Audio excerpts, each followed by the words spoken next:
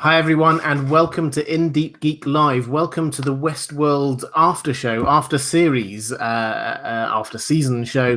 I am delighted to have my co-host, co-collaborator all the way through this Westworld season, Justin Thomas here. Justin, do you want to introduce yourself? What's going on, everybody? For those of you that don't know me, I am Justin Thomas. I have a channel called The Justin Thomas Show, and I recommend you check it out. And I'm really excited to talk about Westworld. It certainly didn't leave us with a lack of issues and topics to go over. I will say that. And thank you for having me on, sir. Fantastic. And while Justin answers his phone, I will agree. Yes, you should definitely check out his channel. And first of all, congratulations to Justin. He doubled his number of subscribers through this season, and that's a fantastic achievement. So congratulations, Justin.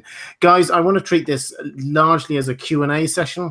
I know that there have been lots of questions about what happened, not just in the finale, but in the whole season. So instead of going through and explaining it from beginning to end what happened, I've already got my video, which I'm sure many of you have watched, my explained video for episode 10, so please do go and see that.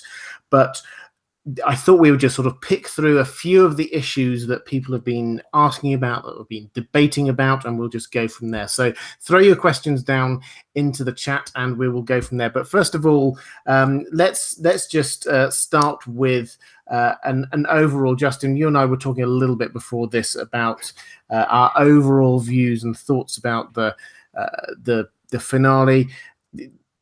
If you can, let's be honest, Robert. Let's be honest.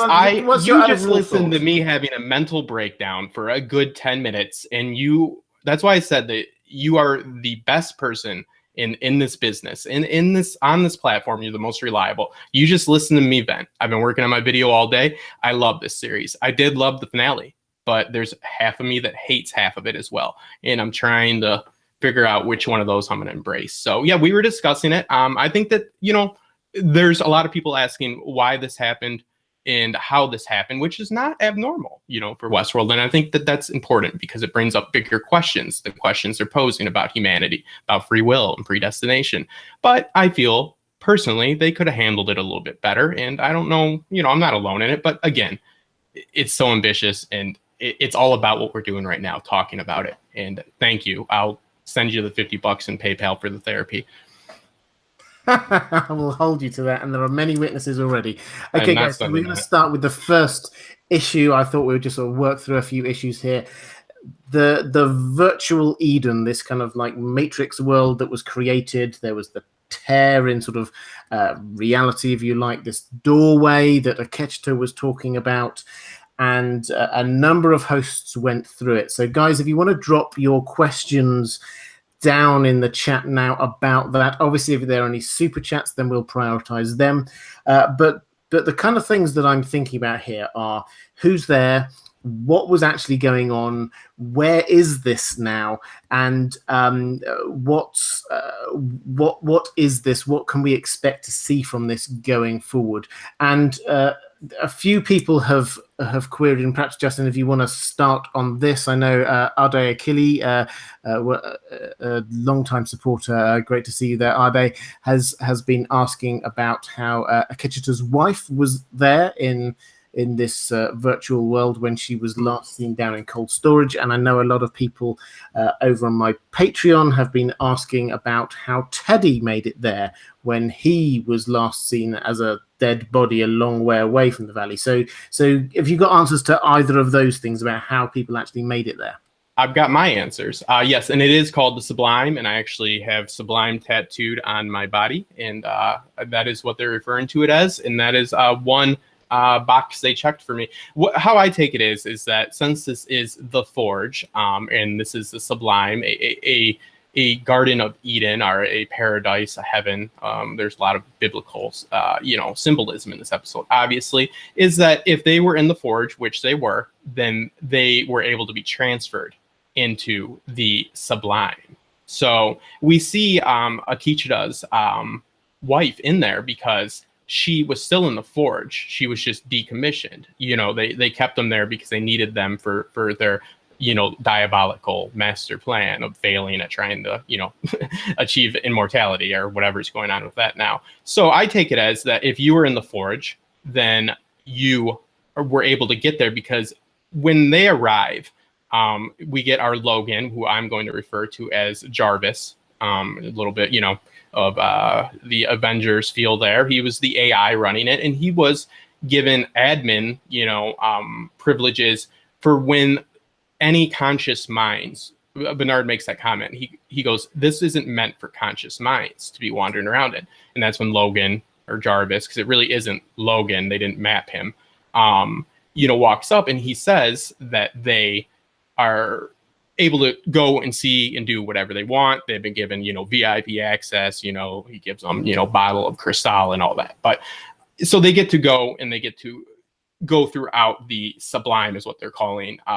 Everybody, a lot of people in the chat are saying, yes, call it the Cradle, call it the Forge. I really don't care. They just said in the after show, it's called the Sublime.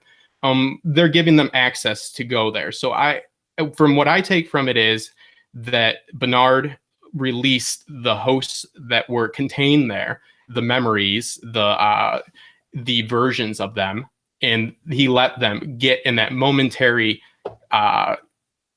time span that it was actually open, because it was like the gate only opened for so long. We saw that. So we did see the physical manifestation of it, but we also have to realize that just wasn't for the hosts that were trying to go, from the actual Westworld. I think that was meant to tell us that the hosts that were coming from the actual Forge itself, that was their time to go as well.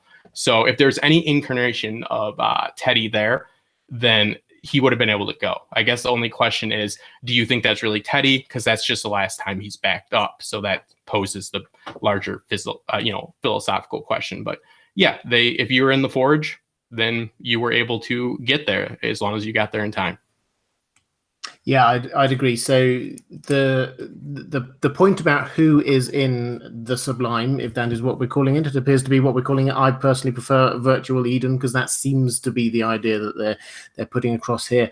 But the people in the Sublime are those hosts who made it up that ramp and went through. So we get Akecheta and the Ghost Nation and Maeve's daughter and Maeve's daughter's new mum and a whole load of other people, plus anyone that Dolores deliberately put into there.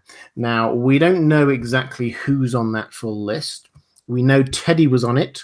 I think, and somebody in the chat a moment ago said that they also thought that they saw Dolores put Teddy's Pearl, his sort of control unit brain sphere, in to upload him into there. So I think that is how he got there. And also, we obviously saw Akecheta's wife, and how she got there is because all of the hosts were uploaded to the Forge. So Dolores could pick anyone to put in there. We don't know who she has put in there. She might have put everyone in there for all we know. It wasn't very clear, let's be honest about that. But there are now a huge amount of hosts who are now in that virtual world. The Sublime, sir. It's the Sublime. I don't know why they chose to do that as well in the after show. It makes so much more sense to keep it as the Valley Beyond or Eden, like you said, but they insist on the Sublime. I think, don't we have to ask ourselves, is Teddy able to be in there because they could take the version of him that was in the Forge, but she could keep his Pearl and then bring him along with her.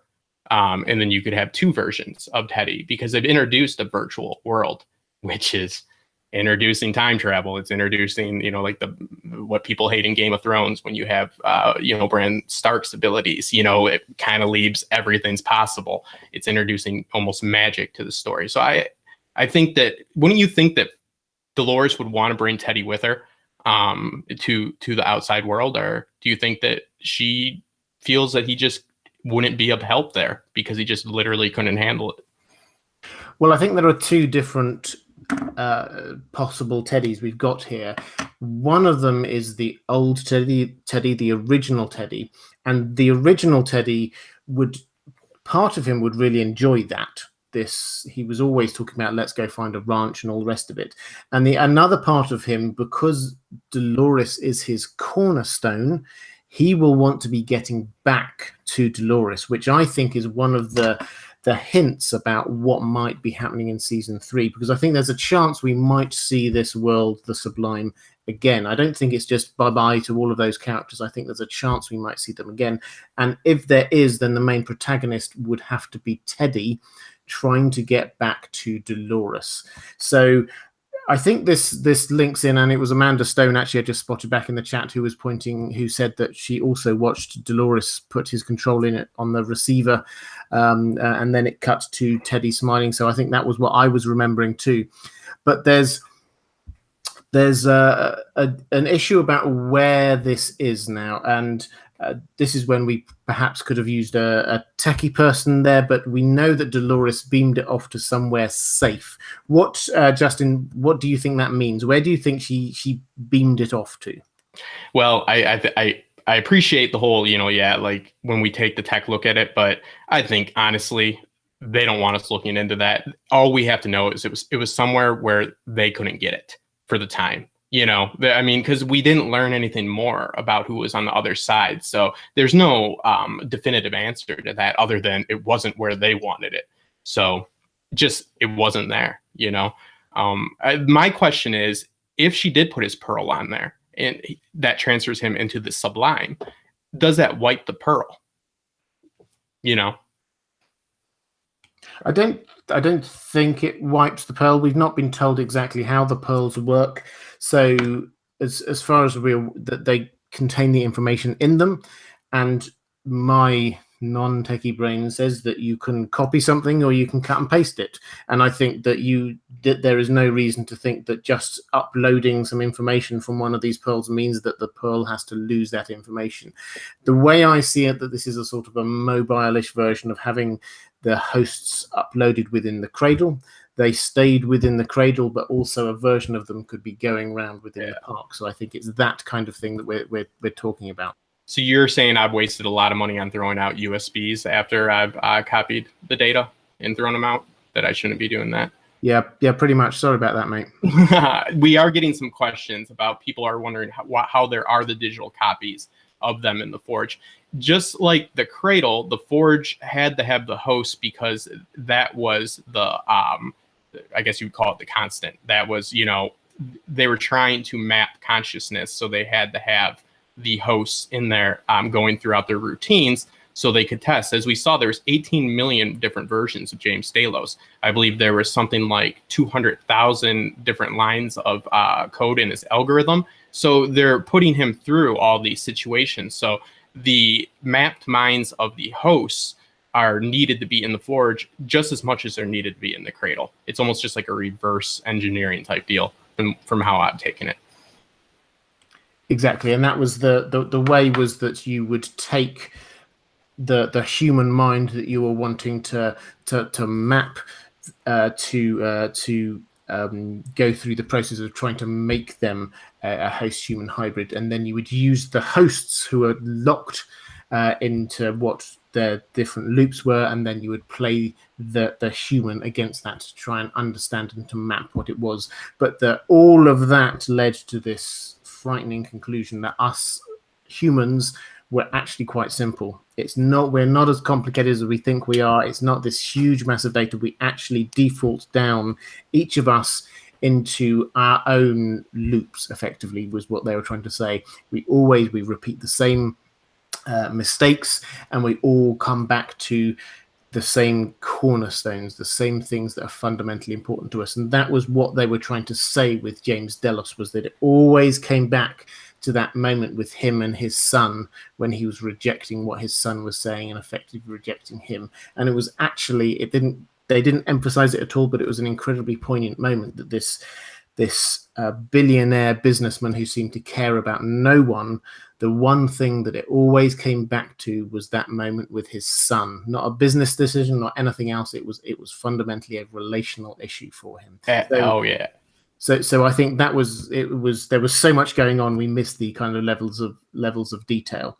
One other thing that somebody was asking about or commenting on in the chat was the link across to the lake and all of these bodies with the wiped minds. And so, yes, this was confirmation that when they were talking earlier in the season about hosts with minds that weren't just wiped, it was as if they were virgin, there was nothing there at all. This was them being uploaded into the Sublime. So the bodies were there, they just sort of fell off the edge of that ramp, but their minds, their consciousnesses, everything that was in there got uploaded. So that was what was going on, and that was what we saw happen. So roughly a third of all of those hosts that the Ghost Nation brought with them, they were the ones who made it in. The 2/3 that didn't have the clean minds, those were the ones who were caught up in the fighting with Clementine. So Delos's attack plan was actually quite effective in terms of getting rid of the hosts. Everybody gets one. Exactly. But it's still a third made it out. Are there any other questions, Justin, that you've seen in the chat? I did want to touch on the Logan, because I thought that was something I really enjoyed, because think about, he wants to live forever. But also think about how I don't have children. I don't plan on having them. I see them as a fiscal disadvantage in life in general. But, you know, a lot of people see having their son succeed them as living through them, you know, living forever. So his reconciling that his son was not going to be able to, you know, carry on what he was doing was the end of the world for him, and maybe drove not only Logan off the edge, but drove James Delos, like you said. I thought it was a beautiful moment that dealt with addiction very well in a very honest way, which, you know, is something that's, you know, like I said, this show is always bringing up bigger issues and current issues that are, you know, important to talk about every once in a while. But it was very realistic. You know, we've seen addiction throughout this whole season, and it's very frustrating for not only the addict but those around the addict. And you know, maybe that really drove him to want to live forever, because he just didn't have an heir that he felt comfortable leaving his legacy to. So I saw that kind of as like double-edged sword there, and I thought it was a beautiful, beautiful moment there, and they handled it really well. I think you have a super chat. Yeah, we need $50 so I can pay Robert for the therapy. Let's see. You've got a super chat. She brought who she will need in the real world. I think they are in the border of Pleasure Island of the park.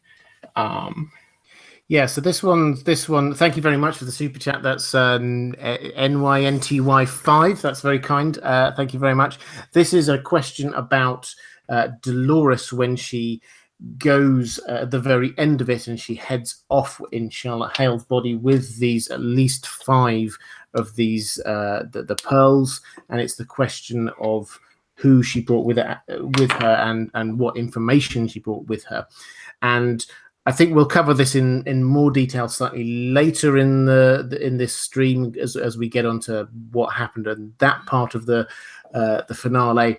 But my short answer to this is yes, I agree. She did take who she would need out there, including Bernard and whoever it was who was in the Charlotte Hale body at the very end. That I think perhaps we can speculate in a moment. When you say I think they are in the border or the pleasure island of the park, I think the implication was that they were actually out on the mainland. They went to this house that Arnold had originally been building way back. We saw it way back in episode 2. Arnold had been building this house. And then Ford, after Arnold died, Ford obviously took over that house and he turned this into a perfect base for the hosts when they went out there. But the implication is that that is out on the mainland, because we saw back in episode 2 Dolores and Arnold walking there through the outside world. So I think that's where they are. And because he explains that as well, that his wife said something about him being there too much or something, so he needed to make like merge work and home, I believe. So yeah, I think they covered that quite well. You know, they definitely covered their butts on that one. What do you think about how easily Charlotte was able to get those, or whoever is in Charlotte's shell was able to get onto a boat and just leave this world?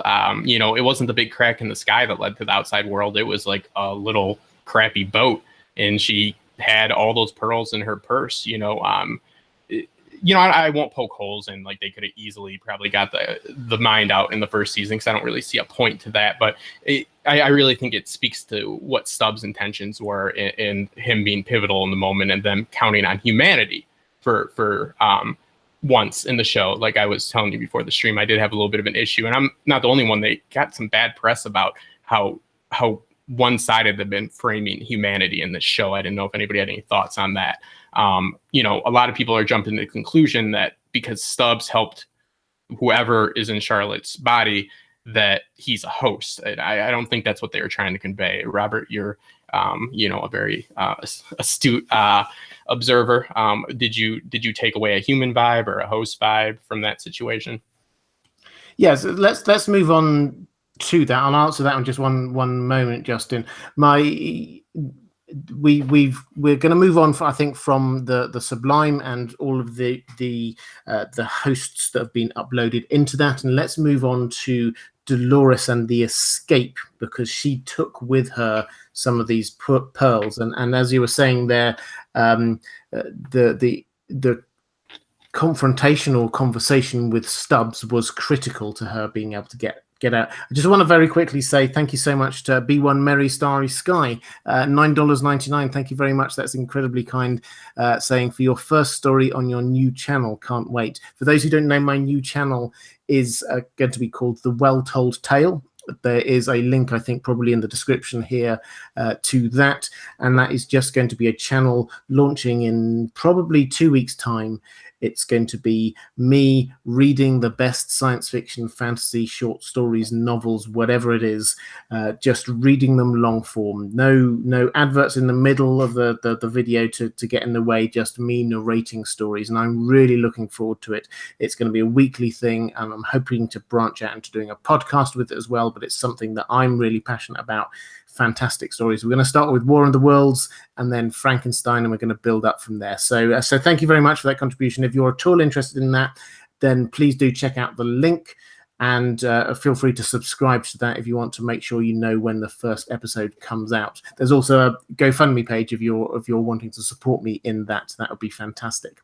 But to return to what you were saying there, Justin, about Stubbs, I think they left it deliberately enigmatic. At the very least, he was using language to show that he knew that Charlotte, or Dolores, was a host. So he was using that kind of language.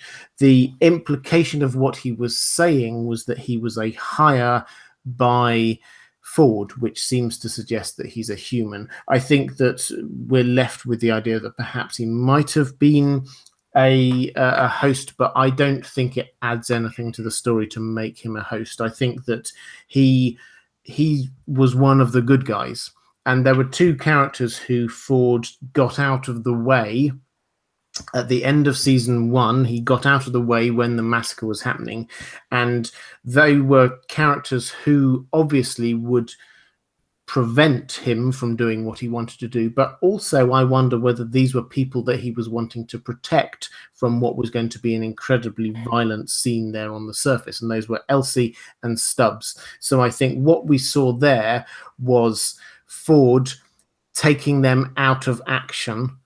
If Stubbs in season 1 had been a host, then surely Ford could have just clicked his fingers and made him go to sleep in a corner for a day or so.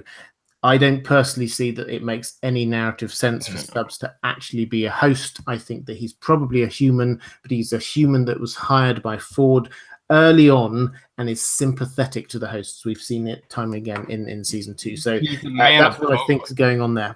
Like he's the type of guy that is going to follow a code. He's going to take his orders that he was given by who originally gave him, like maybe do the comparison of a Kingsguard, like he's going to carry it out. He's a guy that he's going to live by the code that he said. He's going to honor what he said.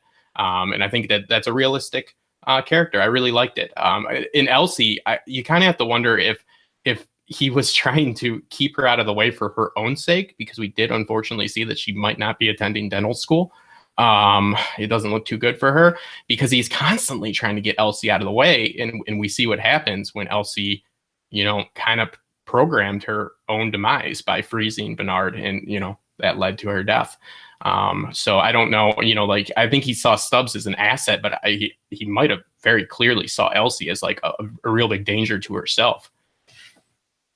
Yeah, I agree. I think that Elsie was taken out of action in season 1 because she was good at what she did. She was exceptionally inquisitive, and she was also exceptionally clever, and she was figuring out what was going on. So I think that's why she was taken out of action. But we're slightly digressing away from the season 2 finale here.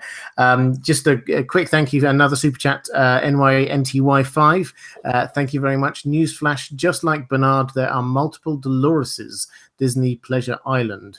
Bernard will have to go back into the parks for help. I think that's entirely possible that there were more hosts that will need to come from the park to outside, and Bernard at the moment is completely on his own out there. I think we will come back to Bernard a bit later in this live stream, but let's talk about Dolores. So a few people in the chat I've seen have been talking about the escape with the Charlotte body.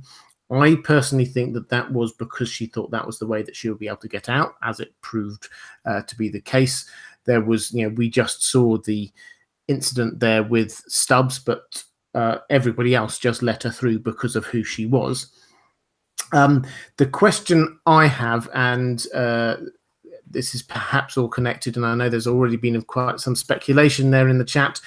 Those 5 pearls or more pearls that she brought out, who are they? Now, the implication is that these were actual hosts that she has got downloaded into pearls. They could just be data. We don't know. It's possible. They can hold a huge amount of information, each of these. So who do you think she has brought out with her to be able to download? We know Bernard was one of them. And another one is whoever she has now got in the Charlotte body. Now, I saw somebody there in the chat. Apologies for missing all of the names for people who come up with these ideas. But I saw somebody there suggesting it might be Angela. Somebody else suggested perhaps this was Teddy. Justin, who do you think is currently in the Charlotte body? Currently in the Charlotte body, everything from the little bit of like her physical, mannerisms, the way she carried herself, it did look quite like Teddy. I'm kind of in the middle on this one as well, because I think that it would make sense for her to want to bring Maeve, but also from a storytelling sense, I really think they need Maeve, even though they have said, and I'll let you get to it, I don't want to push along the agenda, that we're probably not going to see a lot of the park, but I think we really need Maeve in the park with her powers. But why wouldn't? Well, she doesn't, they don't share the same, way of thinking about how things should go. So maybe that does kind of reason away Maeve. It's just, it's hard for me to believe she wouldn't want to bring the Neo out with her, but also she doesn't agree with that Neo.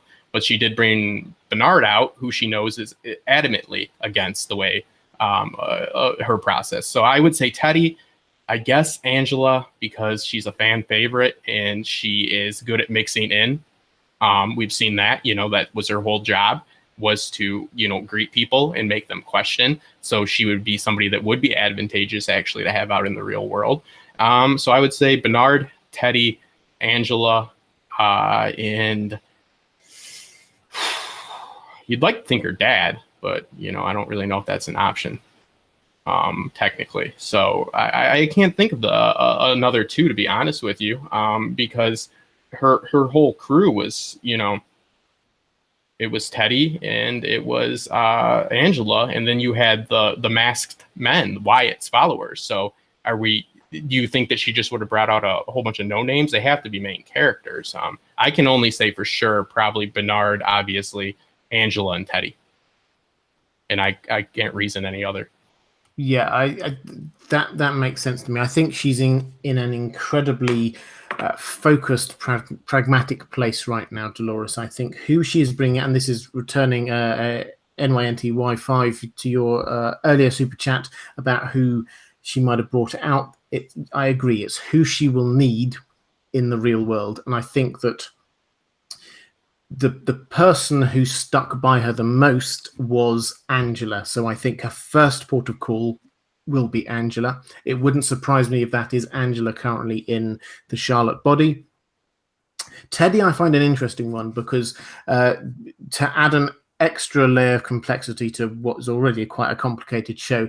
I do wonder now if we could have two different Teddys going around, two different versions of him. The original version, which perhaps was the version that she might have uploaded and put into the Sublime, and also the changed or upgraded version. Where has that gone? Is that the pearl that she took with, one of the pearls she took with her out into the real world? It's entirely possible that, although Teddy, it has to be said that version of Teddy did prove himself to be less than reliable in terms of somebody who was supporting her. So whether she actually still wants him by her side, I don't know. But yes, the fundamental thing, I think, is that she will be wanting to build a team, and we need to be starting to think about what's going on in season 3. I'm considering doing a ridiculously early season 3 predictions video at some point in the next couple of days, because I think that where the pearls she took out will be entirely focused on what her plan is for season 3 and what she's hoping to be doing there. Any other questions coming up about this issue, Justin, that you've spotted in the chat? Yeah, I think I saw one person bring up, it was something going through my mind as well. I just don't know if I can ration it out. What about, because I'm just trying, I'm gonna fanboy it up, and I want to see Jimmy Simpson in this series. What if, there's some type of a version of him? There has to be in the Forge some type of version of him. We've seen everybody's mapped. So what about Jimmy Simpson, coming out with her young William?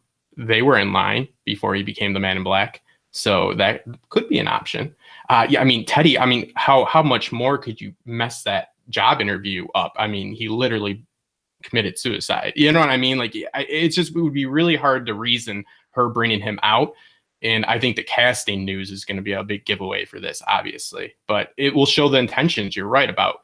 Because if I did like the idea that they were going to want to have to get back into the park, because if she wants to truly, have her species evolve, she can't just leave them. Now, I thought they'd probably be in a prison. They're in a gilded cage, but it's a gilded cage of bliss. So it's a little bit different, but it's essentially the same thing in her mind. So, I mean, do you think, Robert, that she is looking to go and save the host, or if she's going to stick with kind of the way she's been handling it so far, which is kind of just her surviving and those around her, the very close? She hasn't had the host as a whole in mind. That's Maeve's deal. I think she does have the hosts as a whole in mind, but only in the long term. I think that she sees her role in this as to be the vanguard of the attack on humanity. She was reading, we go back to the Forge, she was reading books about humans so that she understood them, so she understood her memory. This was a hark back to something Ford incidentally said in season 1, was that one of the reasons why he allowed the hosts to have so long in the park being subjugated was so that they could learn about their enemy. And that then we saw Dolores literally learning about reading the book on humans. So Carl Strand. It was on Carl Strand, but what she said was that she'd read a few, but that was enough for her to understand humanity, which is quite a big claim. And yes, this is quite a reductionist view of humanity, it has to be said, but we have to take that her perspective was that she understands humans and how humans work. And so in terms of who she's brought with her, I saw somebody suggesting that she would have taken her father with her. I think that's actually quite true, that I think that she wouldn't want to leave him behind. She would want to bring him with her, but I do not think that she would want to expose him to the things that she has to do with her Wyatt hat on, to be conquering the world, as it were, to be destroying all of humanity. I think that she's now very clear that there are some people who need to be a part of that and some people who do not. At which point I just want to, we've got another super chat. Kid28, thank you very much. That's very kind. I would hope she didn't bring Teddy's pearl.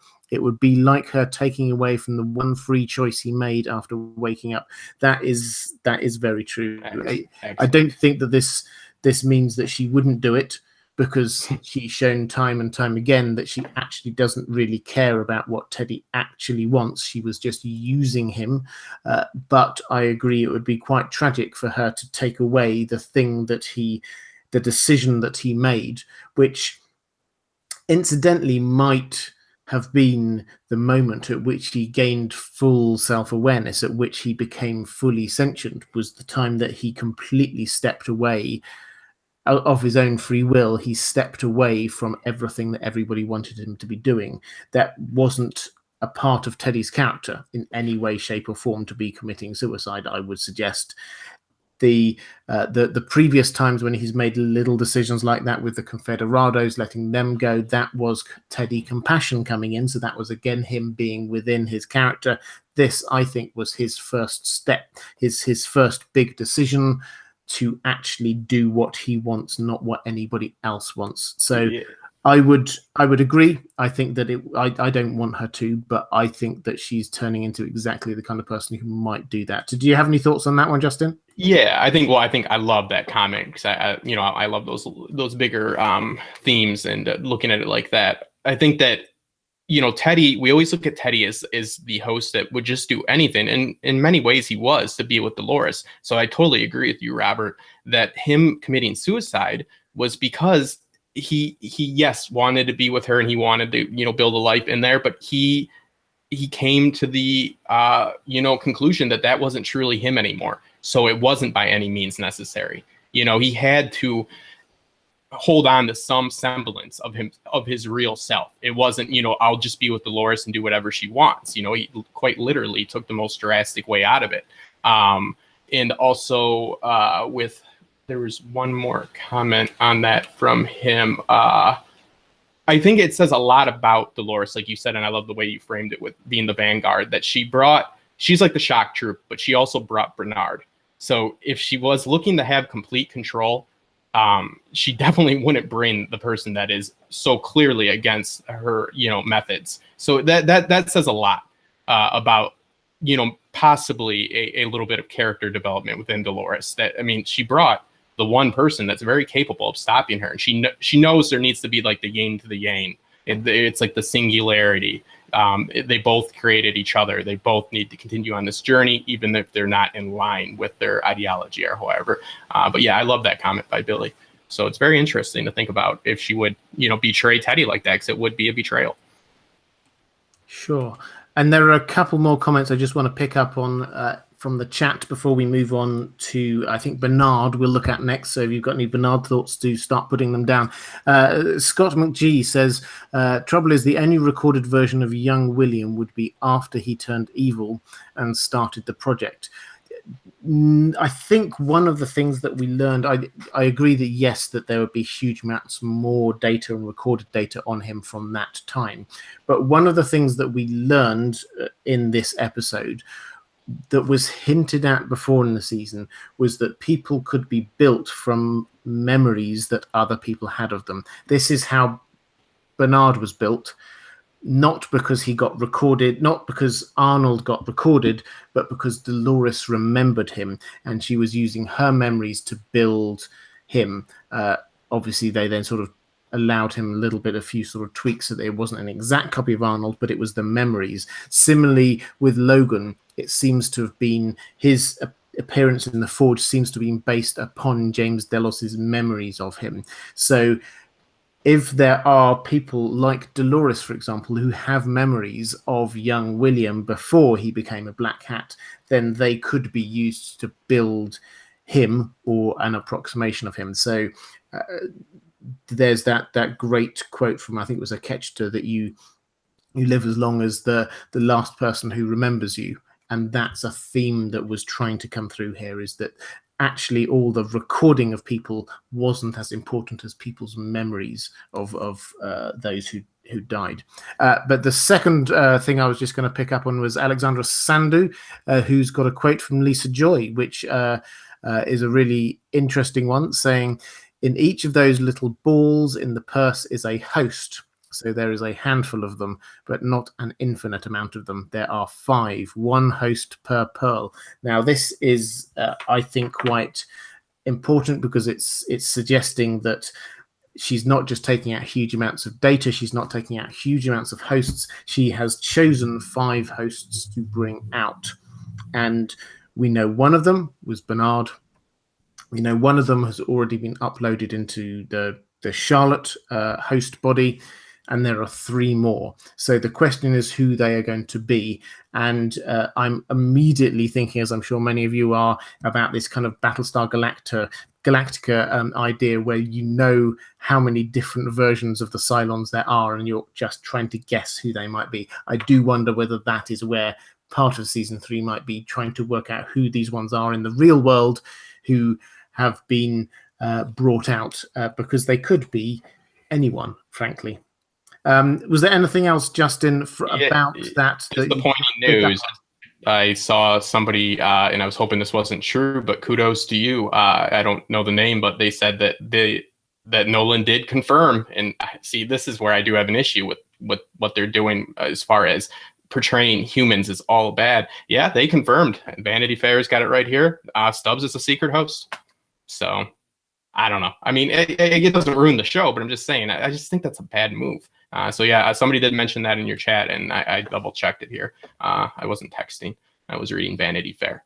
And yeah, it's confirmed. I guess Nolan woke up with a light bulb. So said he woke up with a light bulb, saying that he was hired and he was a host the whole time, and he just doesn't even remember that before he got hired they wiped his memory or something. So take that as you will. But yeah, I think that, there's a certain amount of artistic, like, what would you say, liberty that they take with the recreation of these hosts and humans, throughout the memories. And it's also a dialogue on you should live life, and try to live the best life you can, because you are what people remember of you, not the feelings you have inside of wanting to do good. You are your actions, not your feelings. They can't map your feelings. They can only map what they observed you doing. So I think, it's kind of a little narrative is that as well, live a good life. But yeah, Vanity Fair's got it right here. So Stubbs is a host. Well, I mean, I've not seen that, so I don't know. My hope, and perhaps this is just a faint hope which is receding, is that they're not the showrunners, and even if they were the showrunners, I wouldn't necessarily believe them exactly. I don't think it's yet confirmed that he's a host. I hope he's not a host, because otherwise we're starting to get to the point where most of the characters are hosts, and I don't think that works very well for the narrative. I want there to be a decent number of humans in there as well, and humans we can sympathize with. I think the loss of Elsie was a massive loss, assuming she is dead, and it does look like she did properly die. But yeah, I hope he's not, but if it has been confirmed, then it's confirmed. We did get another super chat coming through, if I could just quickly find it. NYNTY5 again, thank you very much. The Approx pearls are more useful now because they work. She needs Bernard because he is smart and may have Ford. Bernard is a twofer. I think well, let's get on to Bernard then. I think this is a good place to head into. So, Justin, perhaps you could just sort of explain at high level what was going on then with Bernard and Ford and with all the jumbled memories, just so we're all on the same page with this one. Just to address the jumbled memories, do you want me just to address when he asked for Ford to come back? Yeah. Okay, yeah. So I actually really liked that, and I'm not a huge fan of Bernard's narrative this season, but I really liked that because it wasn't so much subverting it, like the bicameral mind, but it was the idea of just him believing there was a higher power. And I'm not like a big religious person or anything, but it was so impactful that, it got him through it. The belief that Ford was guiding him through gave him the strength. And, that again is, just about embracing, hope, embracing these stories that we tell ourselves, whether it's, secular beliefs or religious, it doesn't matter. I mean, it's the whole idea of he wanted him to come back, and the belief that somebody was there by his side, helping him, gave him the ability to carry out what he needed to carry out on his own. So there's something to be said for that kind of like, I don't know, blind faith or whatever you want to call it. I think it's, I thought that was really well done. I don't want to I don't think you want me to get into how I feel about his whole cognitive issues throughout the whole season, but I thought that was beautiful. I thought that really mirrored last season's finale, and that was really well done. Yeah, so we've got the story that we're told, and we shouldn't necessarily believe everything when it comes to Ford, but the story that we're told is that Bernard, when he deleted him, the previous episode, he did actually delete him from his system, so Ford is no longer within Bernard. And when Bernard appeared, that was when Ford appeared, when Bernard was calling for him, that was Bernard's imagination, and it was a clear callback to season 1, when you had in the season 1 finale, you had Dolores there, who was coming to understand that the voice inside her was not the voice of Arnold or Ford, but it was her own voice. And this was Bernard realizing that this was his own voice who was doing all of this, not Ford. So Ford is no longer in Bernard, is the short answer. We can't be 100% sure, because obviously Ford is always one step ahead of us, but that's the story we've been told. Then, in having hatched his plan, which in brief was to go back to the Forge, get Dolores, the Dolores Pearl, make a clone of Charlotte Hale, put Dolores into Charlotte Hale, and replace her with the Dolores 1 version, and then Dolores, as Charlotte, would escape the island out onto the mainland with a whole load of hosts in her bag, including Bernard. So that was what the plan was that he came up with, and it worked. And in order to try and buy some time for this to happen, Bernard scrambled his memories, that he didn't want people knowing that Ford had been inside his mind. He didn't want people knowing that Dolores was now Charlotte. He didn't want people knowing anything that was going on. So that was why all the way through the season, on that kind of 2 weeks later timeline, Bernard is a lot confused and seeing things twice and all the rest of it. It was because he scrambled his memories, short term as well as long term. Yeah, and I think there is confirmation that at least Ford, I totally agree with you, because I look like such a dick so many times saying Ford is absolutely not coming back, and he's came back. But at least in that scene, we see that if you watch it, he does like punch the screen and cracks it. He doesn't actually complete the hard line. So we know he's not there for that moment. Yeah, I am not ever saying Ford is, I'm just going to go with he's always coming back. But I really like how because I hate the whole Ford being in control of everything, because again, that's not a story about empowerment. That's a story about a middle-aged, older white man running the world, which is something that is pretty average for what's going on right now, and I don't think really goes along with the story of empowerment. You know what I mean? I will one day be a middle-aged and older white male. I have no issue with that, but I don't think that's the whole narrative they're going for, is that Dr. Ford is responsible for everything. I think Akachita's story really showed that. It was the lack of the fingerprints all over the hosts that let them evolve, not them being so hands-on. But I would never say Ford is not coming back. Absolutely correct. That's just gonna be foolish. And we've had another super chat. PJ of Ice and Fire, $24.99. Thank you so much. That's incredibly generous. Saying, just wanted to thank you for doing such a great job with this. Super informative. Can't wait until we see where season 3 takes us. I agree completely. Thank you again for that. But season 3, I think, is being set up at the end of all of these storylines that we're talking about now. We're seeing the seeds planted for what's going to happen in season 3. So as I said slightly, a few minutes ago, I'm thinking of doing a video on that very subject. What is being set up for season 3? So what are the storylines that we should be expecting to see there? So we'll stay on looking at Bernard right now, and we see him at the end of it out in the real world. So the question is, what he seems to be like a lot more conciliatory than Dolores, and it's being set up for him opposing her view of wanting to kill all the humans effectively. What do you think his actual plan is. What do you think he wants to do? Is he wanting to like go up and shake hands with lots of humans and say, "Hey, I'm a nice host," or has he got a deeper agenda going on, Justin? How do you think he's actually going to do this?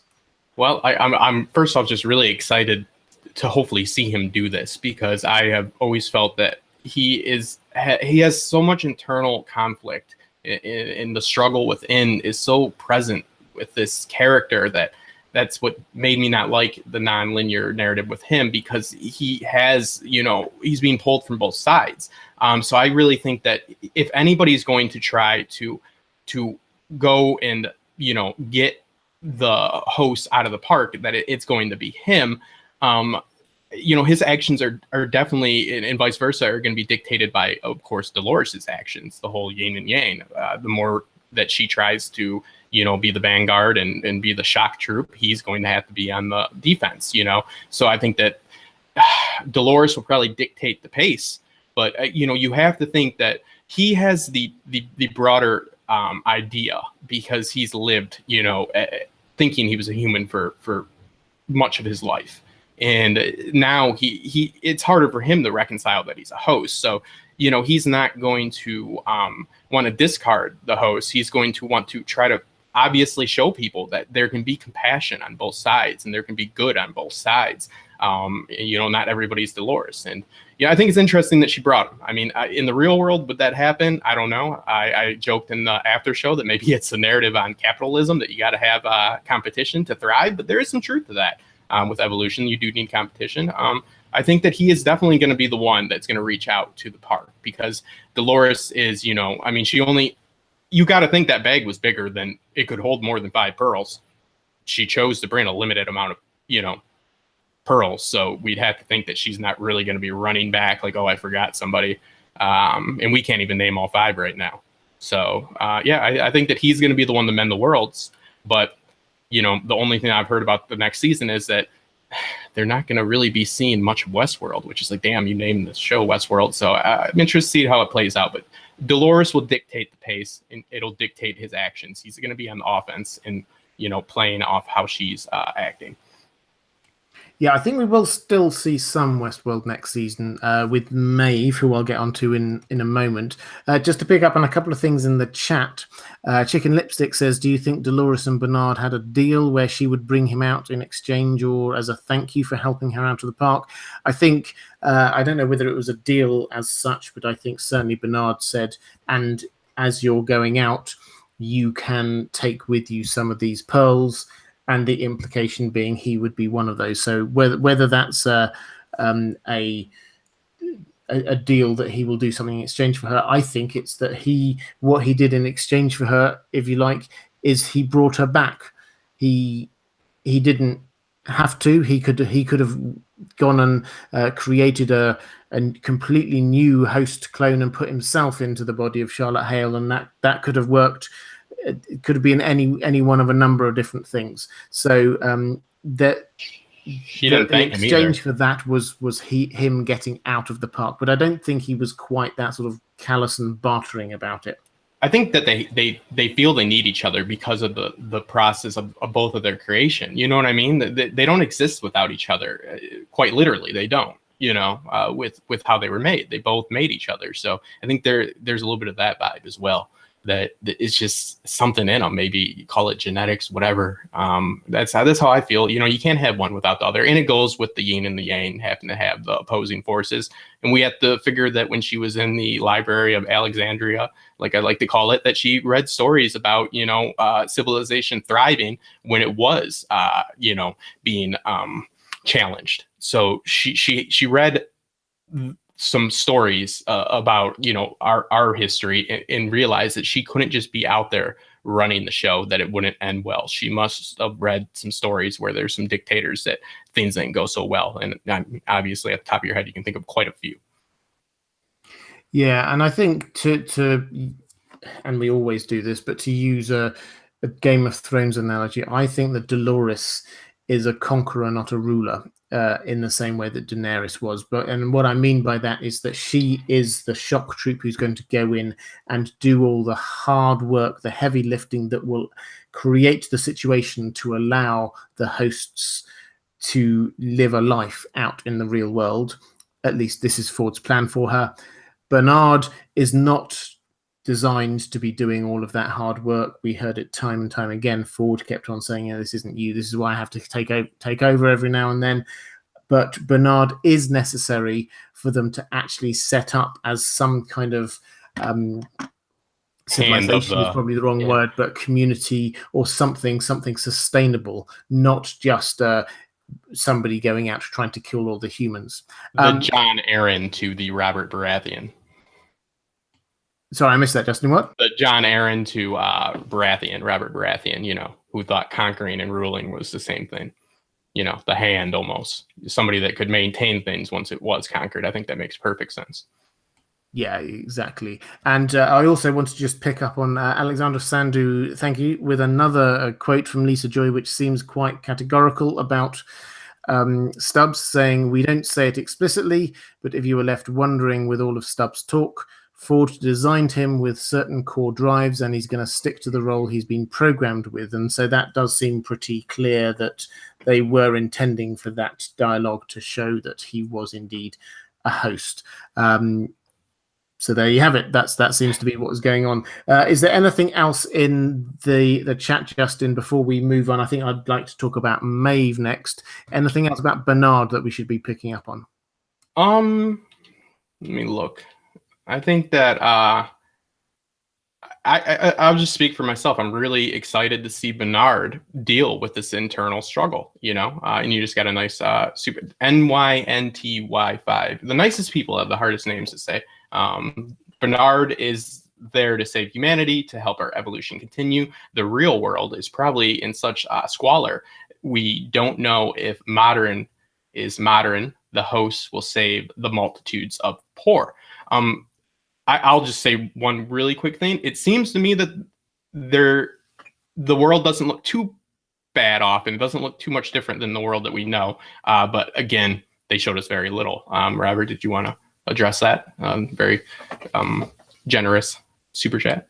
Yeah, thank you again, NYNTY5. That is incredibly kind. So Bernard is there to save humanity, to help our evolution continue. The real world is probably in such squalor.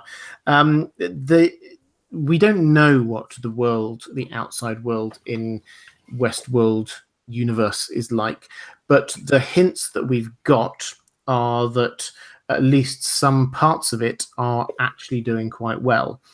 And the hints being that the technology that Delos have got through the development of hosts in things like medicine has had a huge impact on the human race. And there's even a kind of a throwaway remark about how it has ended war, which is really quite crazy. But if you took the technology that we see in Westworld and applied it to the real world, we've already seen that kind of like ray thing, which seems to cure humans as well as hosts of all manner of wounds straight away. Which is pretty impressive. If that can be rolled out to hospitals across the world, that would obviously make a huge difference. And if you could create hosts that were, there's no reason that they had to be in the shape of humans. We know that also there were host animals as well. Why can't you create a host tank that you can just roll out over enemies? Yeah. That could potentially end war if you've got armies that just cannot be destroyed. And we saw that they had bulletproof sort of core, the control units in their heads and everything, and they can ignore pain. So yes, we could well see this on the surface nirvana world of no war and people living long lives. Whether that's the same for everyone, human experience suggests that is never the same for everyone, that there will always be some haves and always be some have-nots because of the nature of humanity. But the hints we've got is that there have been some significant scientific advances that have helped an awful lot of people. So linking all of that across to what you were saying about Bernard being there to save humanity, I think that what we're heading towards in this show is an understanding that two groups who initially distrusted and hated each other can learn to get along, and that is an incredibly basic message to take from this, and I know it's an incredibly basic message from this, and I think that there will be many layers of subtlety. But what we've seen going through this is that actually, although Dolores may be out to kill everybody that she can find, Maeve, one by one, is starting to recruit, if that's the right word, humans on her side. It started off with Felix, and then we saw Lee Sizemore there, and then one by one we're starting to see more humans who actually are starting to side a bit more with the hosts. And Bernard is going to be the central figure who is, and he's not an exact replica of Arnold, but there's a lot of human about him. He is based on a human, the memories of human, with his own little improvisations that make him unique as Bernard, not Arnold. So he's, as somebody who spent most of his time believing he was human, but then actually turns out to be a host, he is the perfect person to be in the middle to see both sides of that and to bring people together. So I think that's the overarching theme that we're seeing here.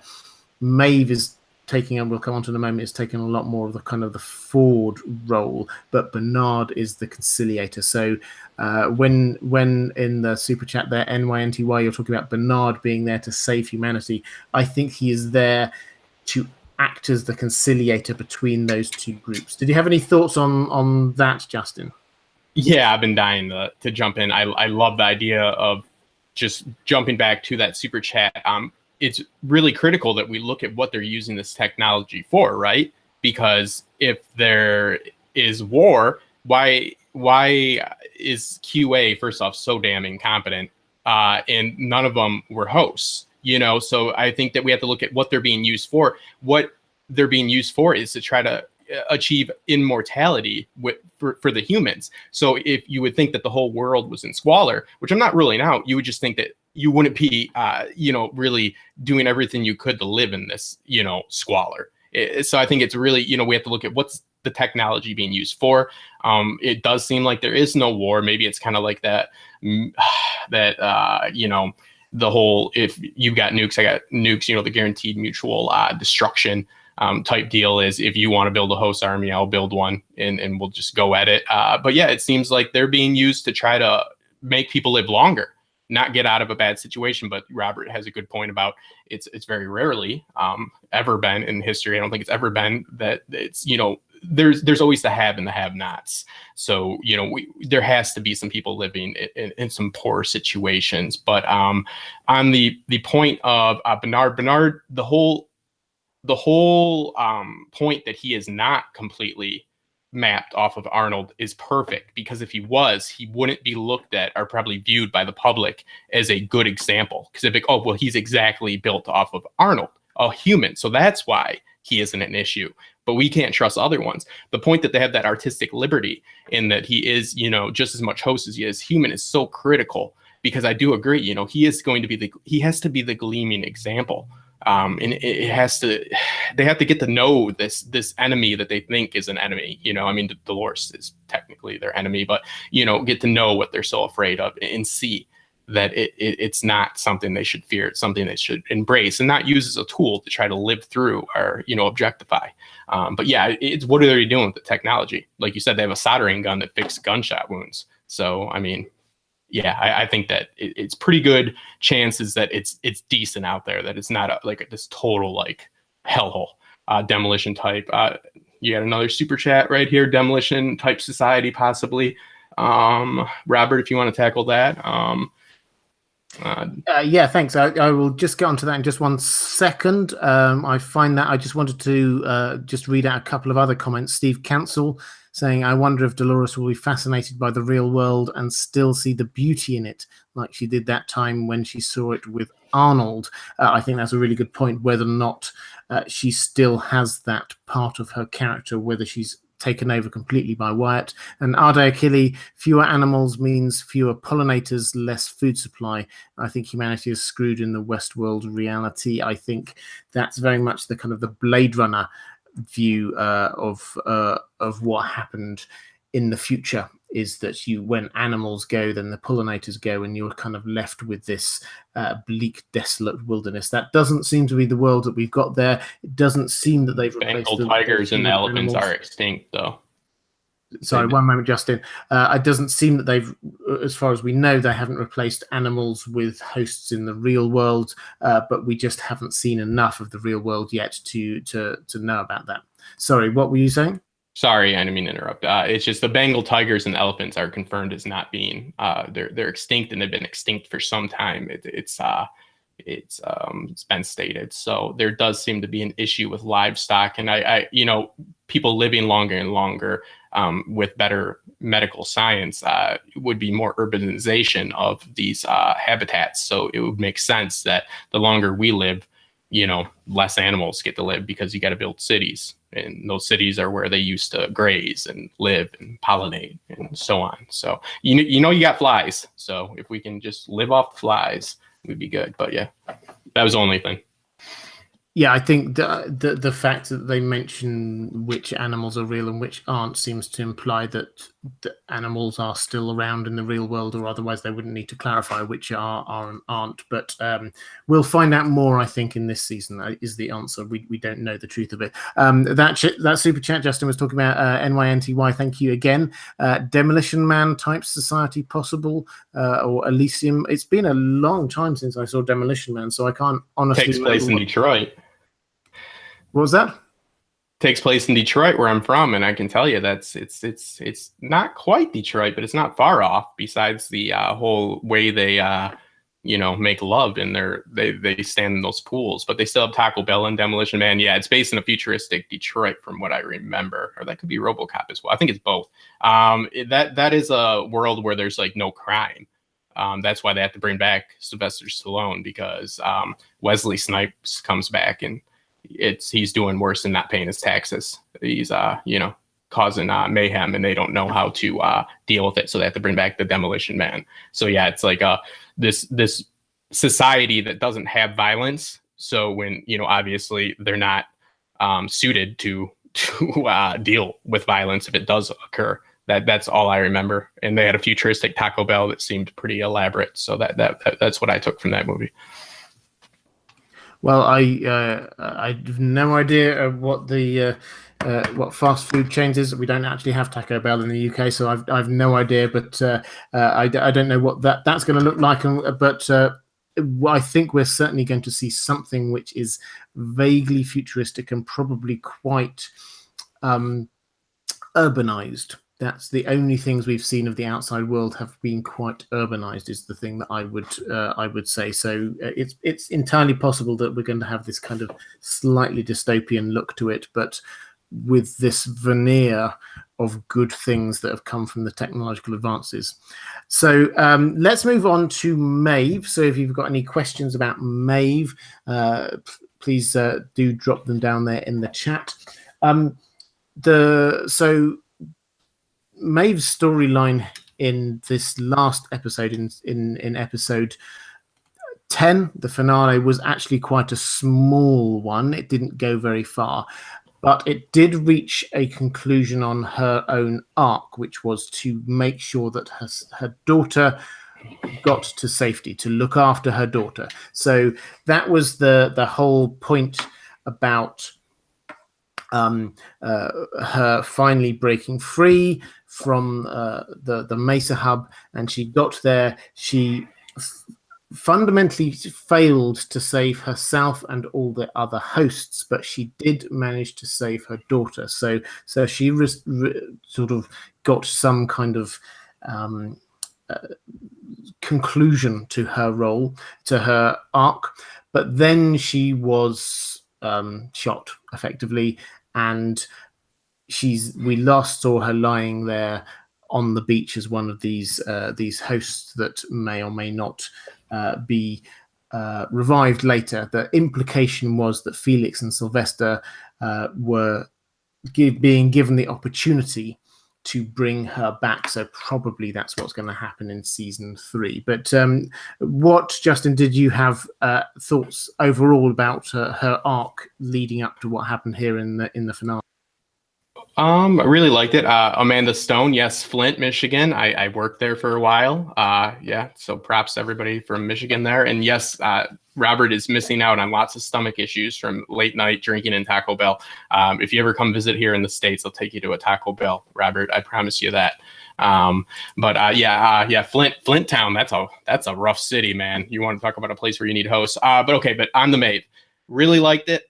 I would have liked to see more her clashing with Dolores. I thought that was an interesting aspect that he kind of passed up, but I guess we'll get that in the seasons to come. I think there's no doubt. I mean, there was everything but the wink and the gunk, like with Felix and Sylvester bringing her back. She did achieve what she wanted to do, and that was her whole drive, was to save her daughter by any means.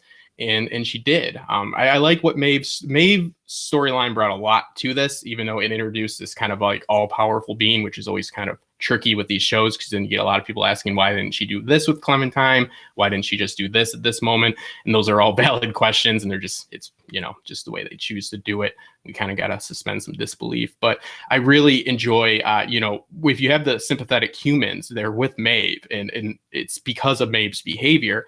And I know you brought up in your video, Robert, and it's very true, that Lee definitely did not need to go that route. But man, did I love it. If I'm ever going to forgive it, I'm going to forgive that scene. I thought it was so poetic that he got to say his damn speech. Yes, no way did he need to go that route. He literally probably could have said the speech from behind a tree. They did everything to try not to kill him.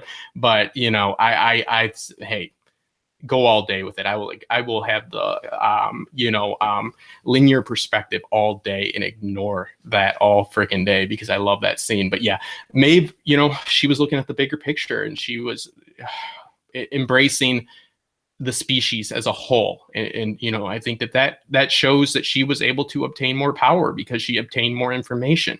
She obtained more connection.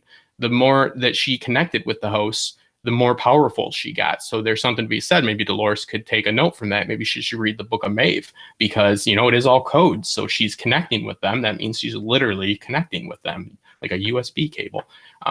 And you got a nice little super chat here too. So yeah, we'll send you Taco Bell. Ooh, if you sent Taco Bell in the mail, I think you'd die. But you got another super chat. Well, I will tentatively accept your offer of Taco Bell for whenever I'm over in the States. Although looking at the comments, I'm not entirely sure whether that's a wise decision or not. But yes, super chat. Thank you, Newbie Doos, with 50 SEKs, which I don't know what that is, but that's very generous. Thank you very much. Saying, do you think the show's or Ford's view of humanity is fair? This is an excellent question. I think it incredibly weird. Most people I know are decent, not murderers or criminals and such. So we were talking, Justin and I, about this actually before we went on air. My view is that Ford's view sees half of the story. So I think that humans are caught between angels and insects. We are sometimes capable of great things and sometimes capable of terrible things. And Ford's view seems to be to pick up on the terrible things without thinking about the great things. So in answer to the question, do I think it's fair? No, I don't. I don't think it's completely fair. But the show does give examples of good humans. So someone like Felix is a good human. He's may not be the best character out there, but he seems to be wanting to do the right thing. Similarly, Elsie seems to be a good human. So somebody that we should look up to as well. So it's not that they have just shown us bad humans. They have shown us good humans, but they have fundamentally shown us humans that are lifelike in that they are multi-layered. And I'm thinking particularly Juliet William's wife is a perfect example of this, as someone who you immediately thought maybe she was a saint. Then it turned out that she was actually had addiction struggles, and she saw the truth of things, but she was also a little bit harsh. And so there were many layers there. Was she a good person? Was she a bad person? In good art, I think that actually you don't just have black hats and white hats. You have people who are mixed a lot.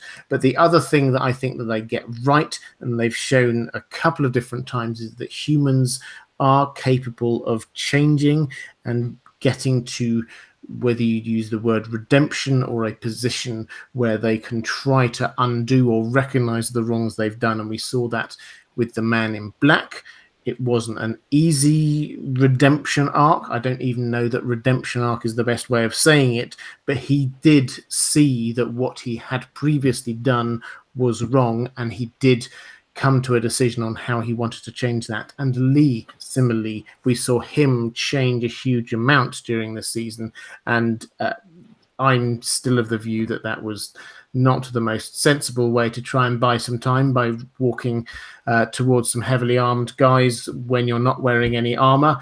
But yes, it showed the fact that the poignancy of that, this is a slight digression here, but the poignancy of that scene for me was the fact that he admitted early on in the season that Hector was effectively his idealized version of himself. This was the person that he wanted to be. So when he took on that role of buying some time for Maeve, he took it on from Hector and did the lines he wrote for Hector. So he was effectively becoming the best him in his own eyes. So that was quite a poignant moment. Yes, it wasn't great tactics. He could have done a whole lot better to try and get a bit more time, but that was him in his own way becoming the best him, which is a wonderful thing. But Justin, what's your view about this question about whether the view put across by the Share of Humanity is a fair one or not? I think that, I love this show. I spend a lot of time, and Robert can speak to this, nobody's getting rich here on YouTube, and I put myself out there and I put my ideas out there, and sometimes they're not met with even very nice or sympathetic responses, but I feel very passionately about the show, and I think it's very important to hold what we like and love to a high standard. And I think that no, they're not handling it well at all. We have seen sympathetic humans, but they have framed them in ways in which they're either stupid. Felix doesn't seem like the smartest one. Now he's a decent example. Lee, his turn I see was just the same with the Man in Black, and I wouldn't call that a redemption arc either, because then they kind of just went back on it. I think they started down a good road with Riddle of the Sphinx, and then by the time we got to the finale, I just don't even know what they were doing with him. They chose to just show his madness, which is fair, but I don't think that they've shown. And there's just the very idea that they think making Stubbs a host for some damn reason is a good idea. It shows me that they are not having faith in the viewers to see that there are humans, that are good, and that there can be layers to these characters. And the best examples we get, the issue with it are through these addiction storylines, which, I can speak to those types of situations and say that those are portrayed very well, but those are not situations in which the general audience is probably going to be able to grasp. A lot of people are going to look at it as weakness, and they're going to look at it, in a very construed way. They've really failed to establish anybody that is a human that is generally looking to do the good thing. They're either forced to do it, they're either doing it because of incompetence, or because they're backed into a corner. It's just, that final, I just read that, what one of the great people in here, put, that really disappointed me even more. And I didn't feel great about it.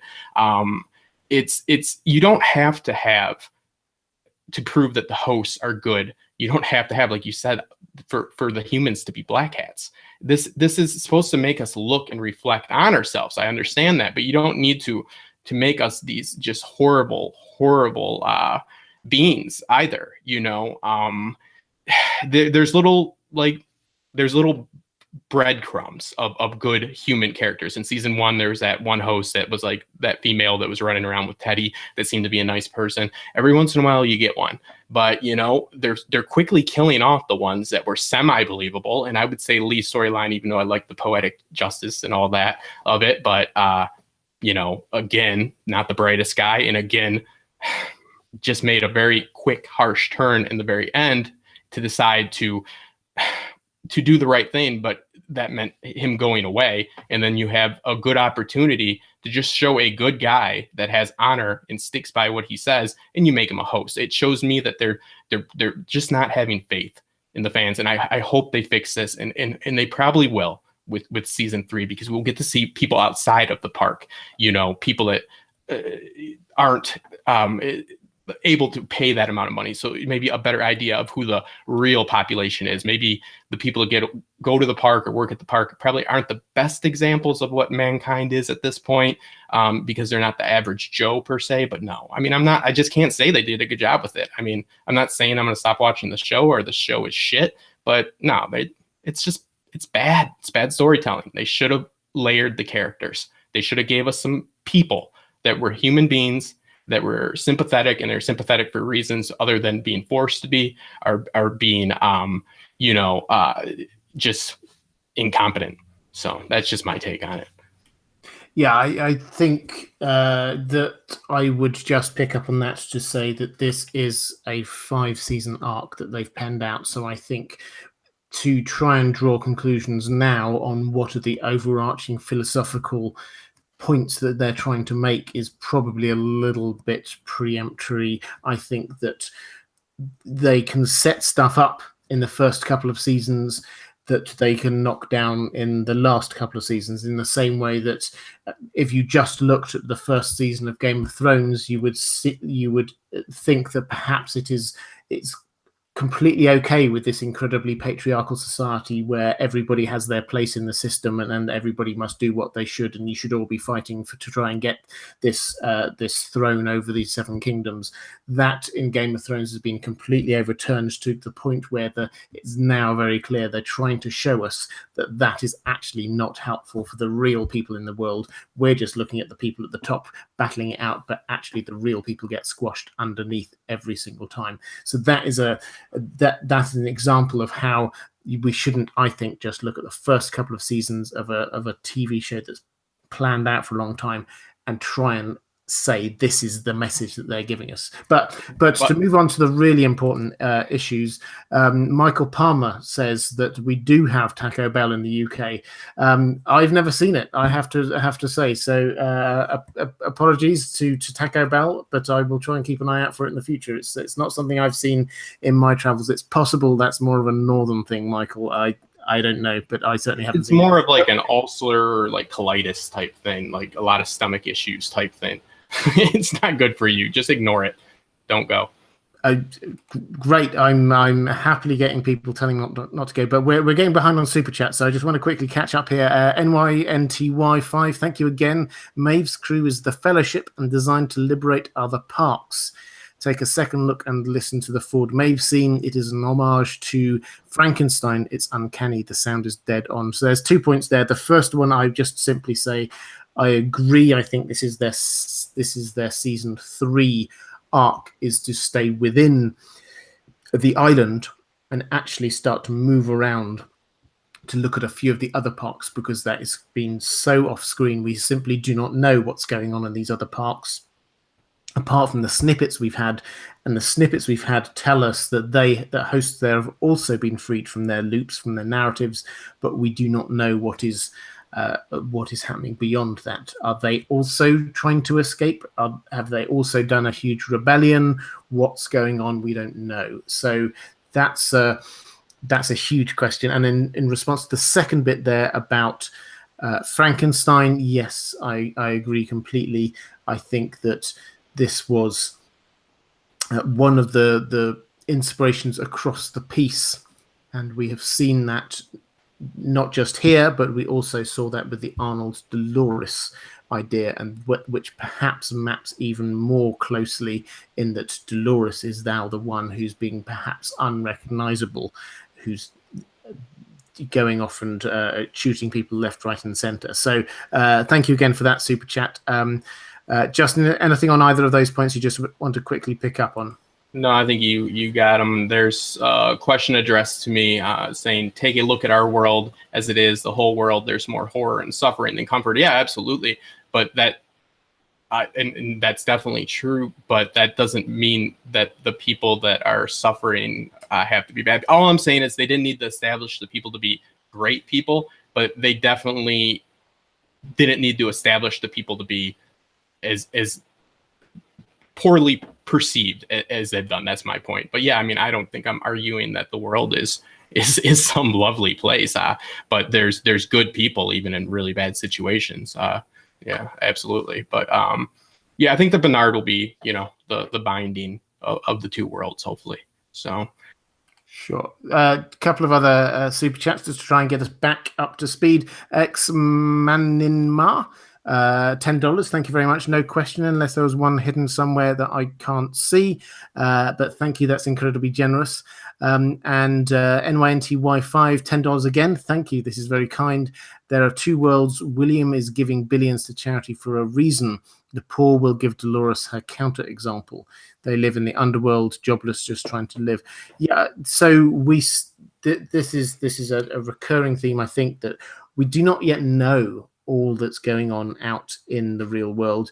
That yes, there does appear to be these technological advances that William Man in Black set up his foundations to help people, and that was partly him as a cover, partly him as this is what he ought to be doing, and partly him, I think, as a way of him trying to feel things, to become a good person. But whether or not this means that we're going to get, as you say, get this underworld with the jobless just trying to live, I think there probably will be out there, and I hope, as Justin said when talking about the humans that we see, the humans we've seen so far have been an incredibly small select group. So they've been overwhelmingly Western. These guests that we've had, overwhelmingly Western, overwhelmingly white, overwhelmingly male, overwhelmingly rich. They're an incredibly small group of people. So we do not know what is happening to the much wider demographic in the world. We don't know what's happening to the poorer people, and how exactly these foundations were set up to help, we don't know either. So it's entirely possible that we will see another side to humanity in season 3. And yes, as you say, there may well be unemployment if there's this huge quick technological advance that hosts can do things that perhaps humans could previously do.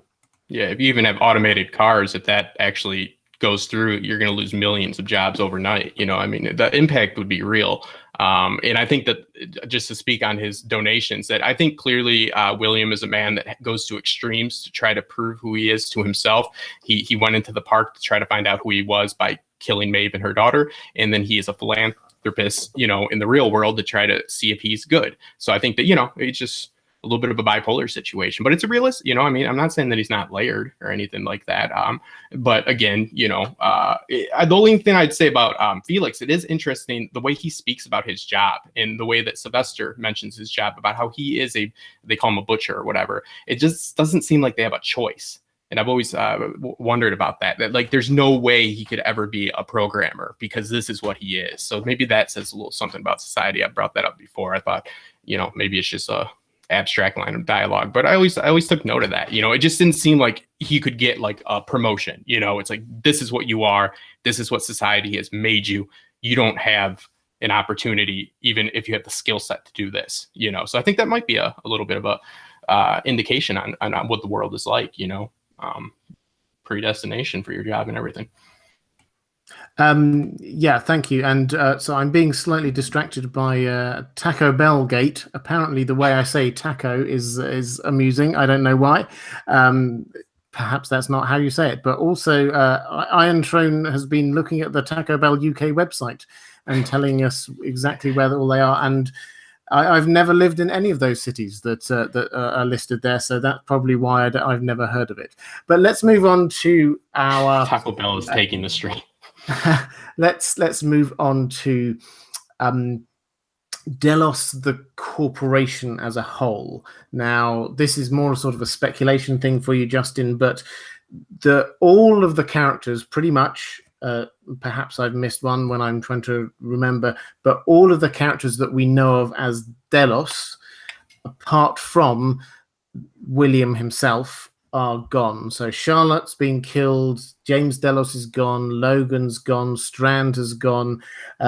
We now learn that Elsie has gone, and we learn that Stubbs, spoiler alert if you're only just tuning in, but apparently Stubbs confirmed is a host. So we now do not seem to have much by way of a Delos hierarchy. Do you think that Delos will continue to be an antagonist in season 3? And if so, in what way? Delos is a mystery to me, and I've done the research, and I know somebody's going to correct the way I say conglomerate. Sorry, I have a little bit of trouble saying it, but meaning they have many investments in many different types of. They're very diversified. They actually have their own navy, which is very incompetent, as we saw with the QA. But they own Space 54 or whatever it is. They own a number of different businesses. They have diversified. Now, there's people that will argue that the Man in Black, William, is the absolute head of Delos, that he is not what it's been stated, the just shareholder of Westworld, and that's it. He is not, he's not even head of the board. That's Charlotte Hale. And I think it speaks to how he isn't important okay, I brought this up before, and I think other YouTubers have as well.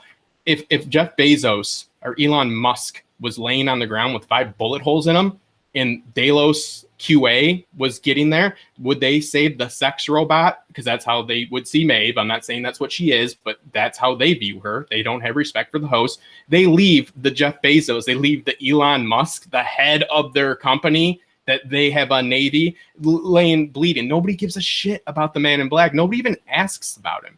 They're like, this whole park has went to hell. And nobody says, where's the motherfucker that's, sorry for my, where's the man that's running this? He's playing in the park. Oh, okay. Oh, and he's been shot like 5 times. Oh, yeah, but we saved Maeve because that narrative guy told us. It just, he doesn't seem to be important. And I think I was really hoping to know who's on the other side talking to Charlotte. And I think they are going to eventually become an antagonist that is actually like something that we can like manifest, something that's like tangible, something we can see, something that is physical. And that'll be hopefully a nice little touch to it, because we haven't seen any competence from this multi-billion-dollar company that doesn't seem to get much right. As far as this park goes, this is a huge disaster, and they're handling it poorly. And if he's the guy that's in charge, they're just leaving him out to bleed. So it's like an enigma to me. I don't understand what's going on with it. But sorry about that, Robert. Sorry about the language. My apologies. But yes, that the man that is some people's belief that he runs everything with Delos, that he is the majority shareholder of everything, he's the chairman of the board. That gentleman was left bleeding out with 5 bullet holes in his gut when they saved Maeve, because Lee Sizemore, a guy who isn't even important within Westworld's power structure, said, save that one. So, I mean, I don't know. Are they even an antagonist at this point? I don't know who they are. I think that's a very fundamental point. Exactly what are they now? I think where I would come from to start with is that they are clearly a hugely powerful organization. Not just they don't just run the theme parks. That's just Delos Destinations. That's the part of what they do. They're hugely rich. They're powerful enough to be able to say to nation states, this is our island, go away. but we have seen their board get massacred. We have seen their top brass, their chief executive officer, head of ops, killed there. They have seen a huge amount of let's just call it bad publicity for want of a better word, unnecessarily coming to them because of what has happened in the park. So they are definitely going to be on the back foot in season 3. The question is what they're wanting to be doing next. Do they? I think it has to be unfeasible for them to be carrying on running the theme parks as they were, or trying to reinstate them in some way. Although that seemed to be the implication of the let's try and bag up these hosts and see which of them we can salvage. That seems to be the implication of that. But I cannot see how they could go from something that massive, a disaster, to running it again just as if nothing happened. Why would anyone want to go and visit the parks after that? Are a very, very small part of what they do, and somebody has put in here, and it is true that the only information we have, and yes, it is from the Wikipedia, is that William is the majority shareholder of Westworld only, meaning he can make decisions and have, he has like some power over Westworld, but not even Shogun World or anything like that. That's why he says this is my park, and he's able to have that. But I think that they're trying to just cover this up because they don't want the bad publicity for their other businesses that are happening. Because yes, I mean, if he didn't diversify his finances, then William is screwed, because his park has went up in flames. But Delos in as a whole, from what we know, shouldn't be affected. They're going to probably want to, detach themselves from this whole situation. It doesn't make a lot of sense. He either owns everything or he owns nothing. It's very, very vague. So I don't know if that's on purpose or not. Yeah, I think it is on purpose that they've got the chance to flex it in the future for future seasons. I hope we're going to see, as I said with Maeve, her going around the parks and trying to get even more of the hosts in this position of self-awareness, of sentience, and because it's easy to forget, but actually most of the hosts seem not to be in that position. Most of the hosts seem to be freed from their narratives, but they're not actually self-aware yet. They're not actually, I've got a bit of stick for saying this, but calling them woke hosts, that not many of the hosts actually are. They're probably still only a handful. So, they only know what they know.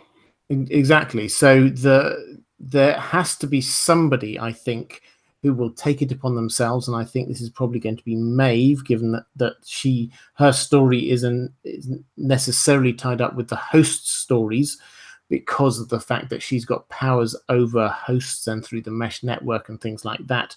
I think that she will be staying within the parks rather than going out. In season 3 at least. I hope that she will take it upon herself to be going around the other parks to be trying to bring more of the hosts to this position of self-awareness, perhaps by seeing whether there are more equivalent versions of themselves in other parks as there were in Shogun World.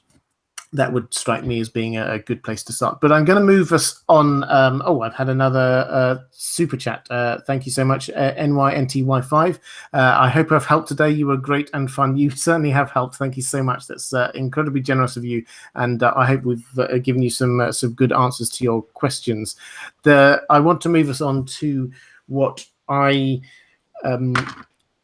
think I described in my video as one of the most choose your own interpretation scenes in Westworld's history, which was the final scene, the post-credit scene with the man in black. So just to run down my what I saw, or what I think I saw, was him going in, having shot at Dolores and have it sort of rebound at him and injure his hand. It looked like maybe some of his fingers had been shot off. He then struggles to get into the forge. It looks like a jump cut, so it seems like it's a different scene when he emerges, and the forge is many years later, it would appear. There's no flooding or anything, but it's just looking dry and dusty. And his daughter Emily is there, and she basically says, we're now going through a fidelity test for you. But she also says the forge is long gone, and we also know that the man in black seems to have survived because he seemed to have been one of those bodies on the beach at the end of it, and it looks like Emily was definitely dead because she appears to be one of those bodies on the beach, but the man in black seemed to be moving and she didn't. So the question is, and Justin, here you go, I'm just going to throw this one at you. There's an answer for this. What on earth was going on there? Well, luckily, I do have an answer for this. Actually, what's happening is, and it's not that I'm just a genius by any means. I don't think I could trick all these people into thinking that. But it's, yes, Lisa Joy, the lovely Lisa Joy, who has never led me astray, and has quite clearly in the one of the behind the scenes spoke about what exactly is happening here. The man in black, Katja Herbers, Emily, is definitely a host. Katja Herbers herself says that she is a host, and that they are running a fidelity test, but this is a big time jump.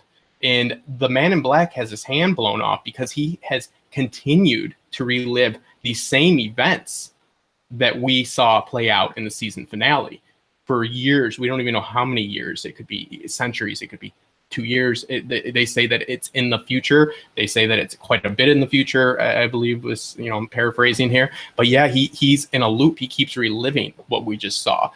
So we have to assume, I have to assume that means at this point that we're seeing him in the cutscene that he is a host there. But that does not mean that he's a host in the timeline that we just saw.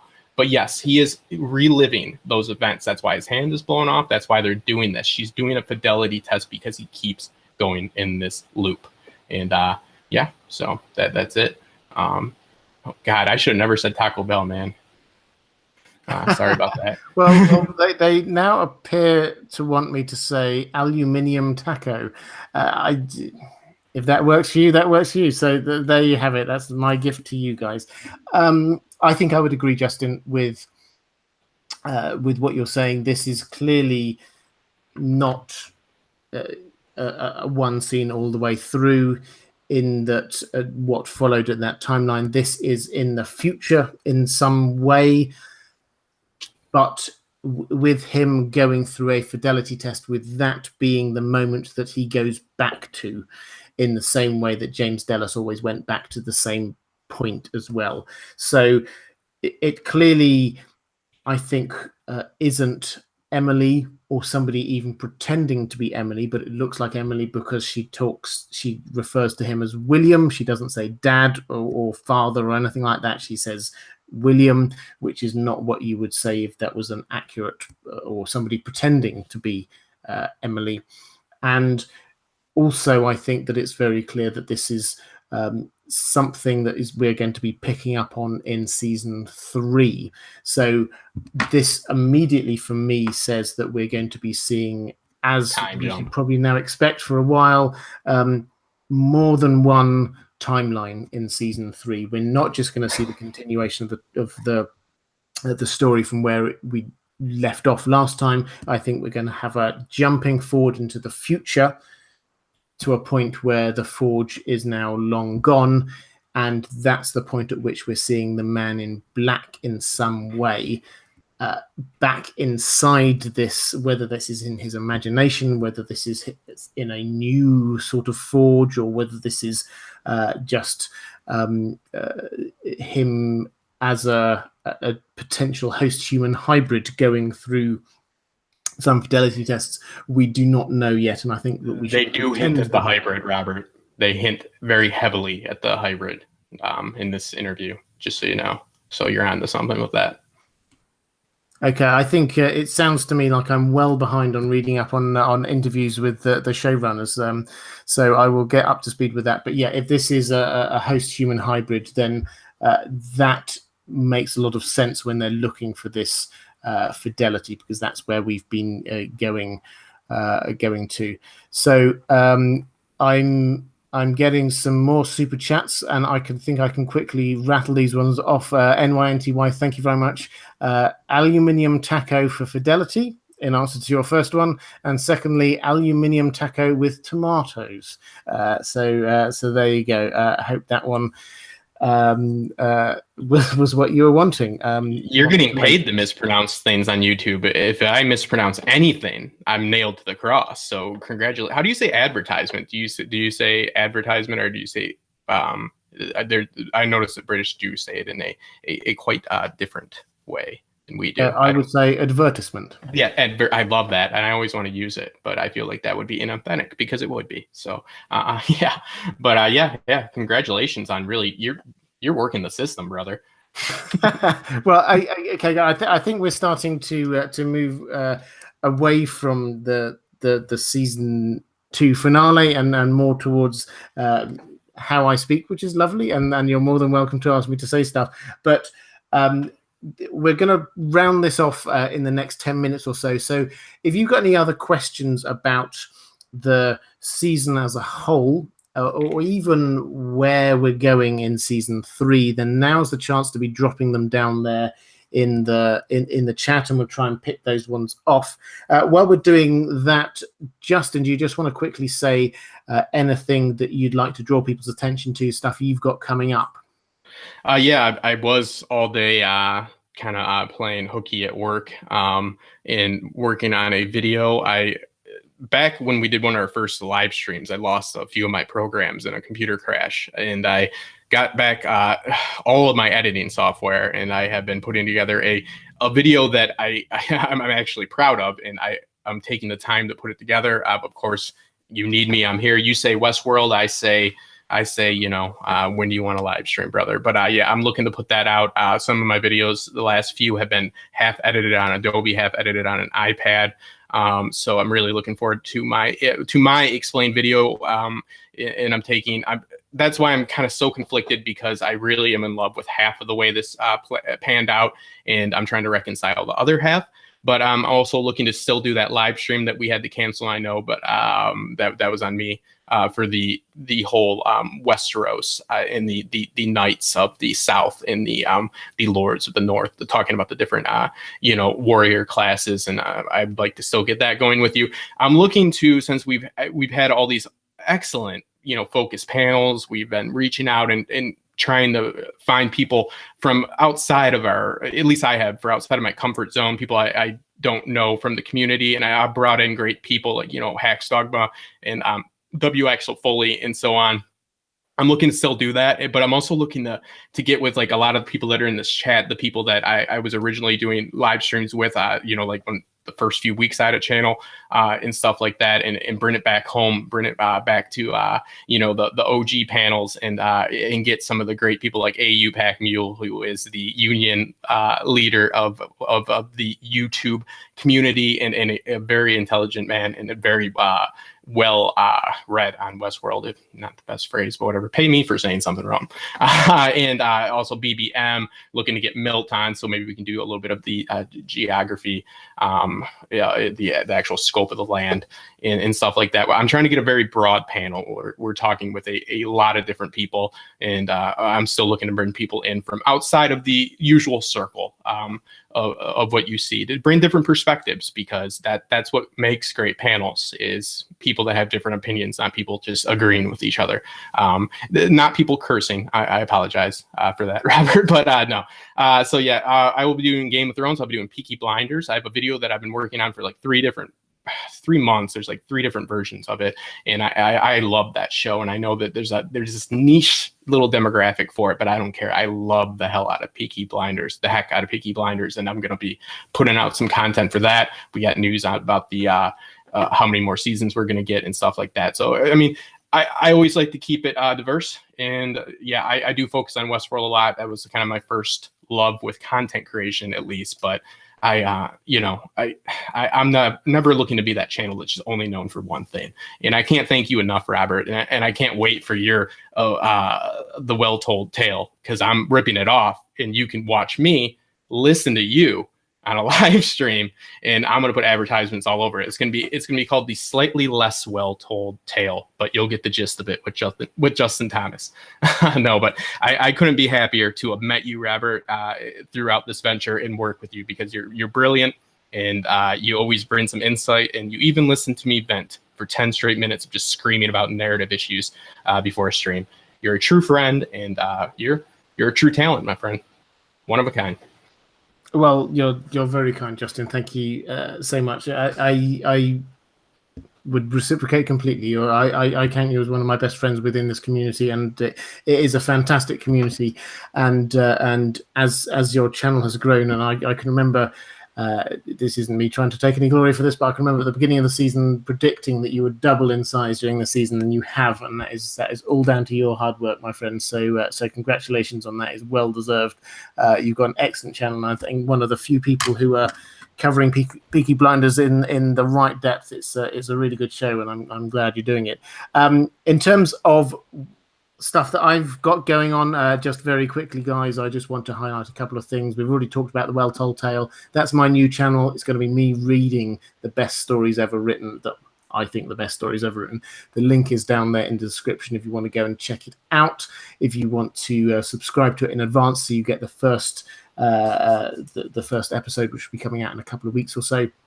The second thing I'd say is, if you're here because of my Westworld content, please do also check out my Game of Thrones content and A Song of Ice and Fire. I do live streams, and I do theory videos and explanation videos there as well on a weekly basis about Game of Thrones. So please do check that out.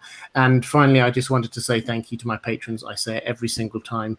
I cannot do this without your support, patrons. So thank you so much. If you are at all interested in supporting the channel, that's incredibly kind and generous of you. Please have a look at the Patreon link, which is down again in the description. It's patreon.com/InDeepGeek.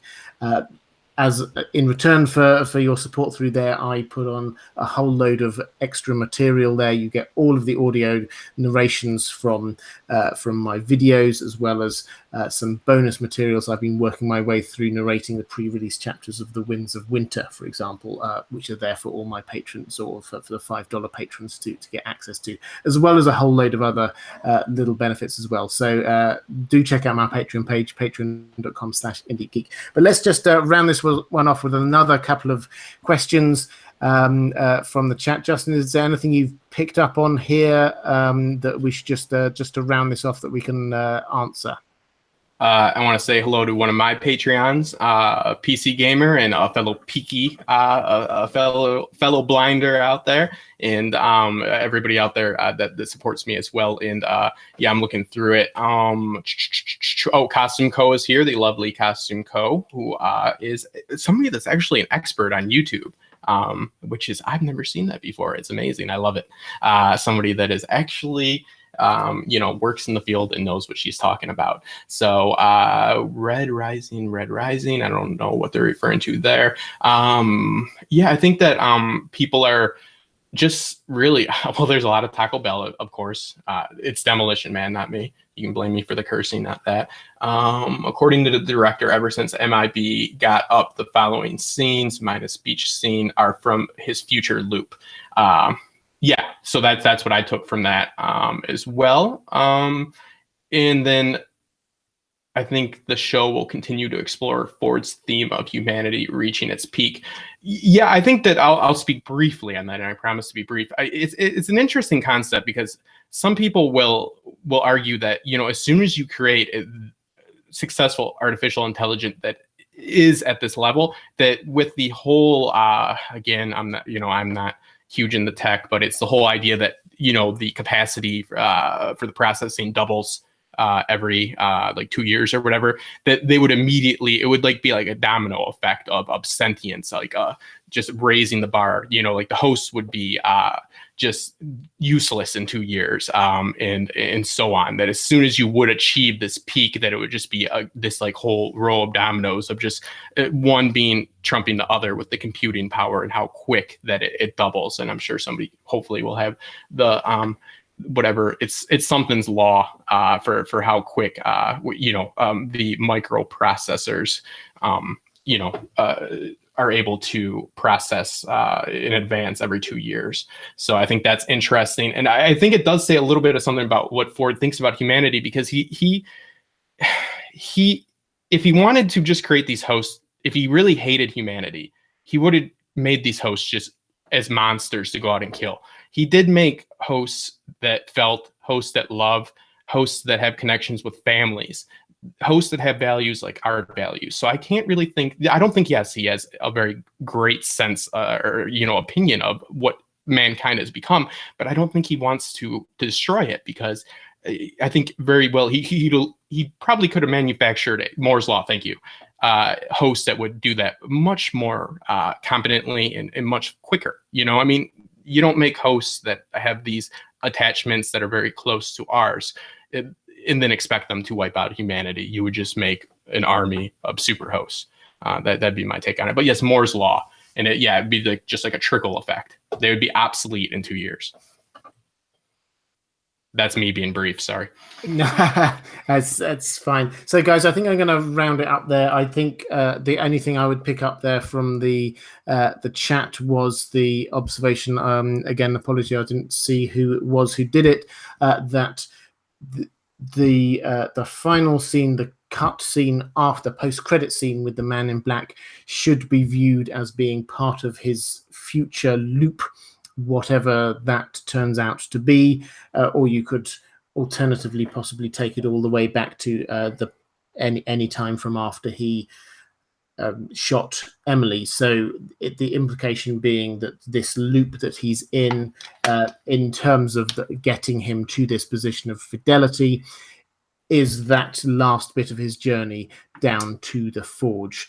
And the reason why they put that post-credits was to allow the last scene, effectively the last scene of season 2, being Bernard going out into the real world through the door. But the point being that this is the hosts have now made it out into the real world. And then the post-credit scene effectively is scene 1 of season 3. So that is a really good way, I think, of envisaging how that sort of breaks down. So, guys, I just want to thank you all for your comments in the chat, particularly for the super chats. That's incredibly generous of you.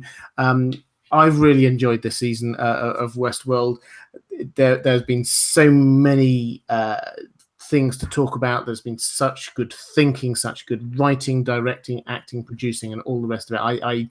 I was blown away by it. I thought that it's not perfect, because no piece of art is ever perfect, but I thought it was brilliant, and it had some fantastic episodes. So, guys, I've really enjoyed doing these live streams. I will obviously be covering Westworld again when it comes back in 18 months, 2 years' time. In the meantime, I'm going to carry on covering Game of Thrones, and I'm thinking of maybe doing Black Mirror down the line if you're into Black Mirror. And obviously my new channel, The Well Told Tale. So, guys, thank you so much. Particular thanks to Justin Thomas. Please do check out his channel. Somebody just put the link. One of the moderators just put the link there in the chat. And thanks to all my guests earlier on in this series of live streams as well. Thank you so much, and take care. I will see you again soon.